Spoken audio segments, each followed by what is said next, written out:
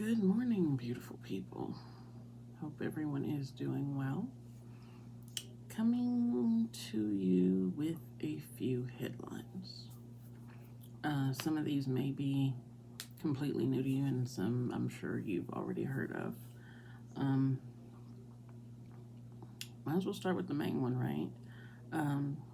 Yesterday, the FDA approved the Pfizer medicine, because it's not what they call it, for everyone ages 16 and older. This will probably be where the government pushes companies to mandate it more and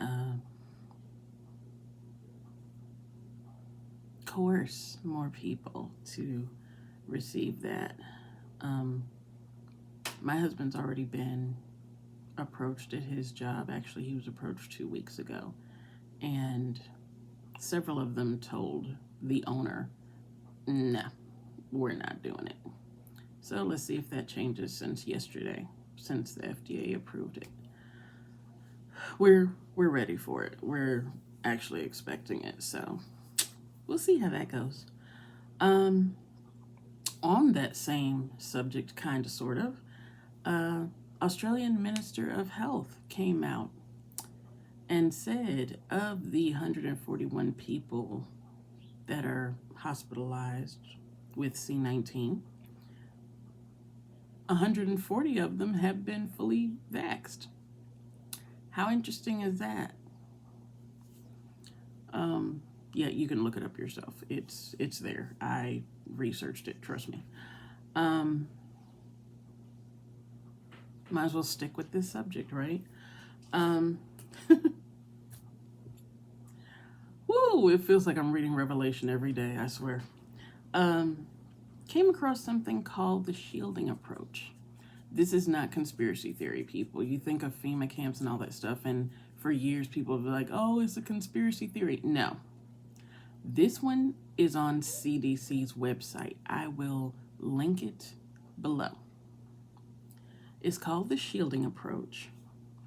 It is supposed to be limiting the contact of high-risk individuals with low-risk individuals, whether they're vaxxed or unvaxxed, or if you have severe pre-existing conditions, they would shield you from the general population. I am not making this up. Like I said, I will link it. And these words are exactly off the CDC's website. No strikes from me because it's off the CDC website. They have 3 different levels. The first one would be household, where you are limited to a specific room in your house. And except for like a caretaker, a designated caretaker, no one would go in and out of that room. So you're like quarantined off. The next level is a neighborhood, where they would take 5 to 10 households within a neighborhood and turn them into what they like to call green zones, where pretty much you're quarantined in that neighborhood, like a cul-de-sac or something like that. I'm not sure all of them would be cul-de-sacs, but you get the general idea. And the level 3 is a camp or a sector. These are where FEMA camps, or they would take schools or community buildings, what have you, and they would house the high-risk people in there. Now, just in case you're saying, okay, that's different, community buildings, schools, because if they're on lockdown and schools aren't being used, then I kind of get that. No. If you're familiar with Deep South Homestead, I actually posted a link on my Watchman 72 page on Facebook. And he actually came across someone that worked on building one of those FEMA camps, and that's what they're called, FEMA camps. So much for the conspiracy theory thing. And Deep South, do I know him personally? No. but he seems like a pretty genuine guy. I'm sure a lot of people feel a pretty, look or appear to be pretty genuine until you really get to know them. But this is an old man. Why would he sit there and just lie about things? And like I said, some of you are familiar with him. He doesn't seem like the kind that would just make something like that up. Which comes to, and I was trying to link it. I heard about it. I have not found anything on it yet, but I'm not surprised that preppers are being targeted. Apparently, they realized that with the whole pandemic of 2020, that more people are starting to prepare. And from what I understand, like I said, I did not see this for myself, but I just wanted to bring it up since it's a prepping channel. From what I understand, Facebook or some other social media site was asking people, hey, do you know of anybody that prepares a little too much or prepares in extreme measure?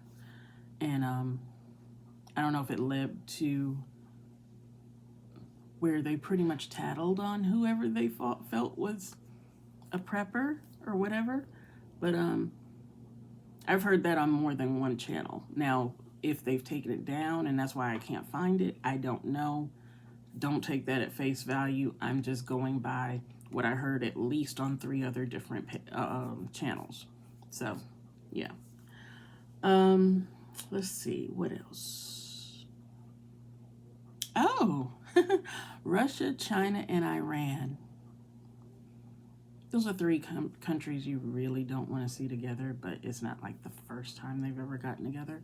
But they announced yesterday that they will be holding joint military exercises in the Persian Gulf, where our Navy is located, trying to secure oil shipments and what have you. Yeah, as of late this year or early next year, or crossing in between those two. Granted, this is not the first time those 3 countries have gotten together. They did hold something back in 2019 together as far as joint military exercises.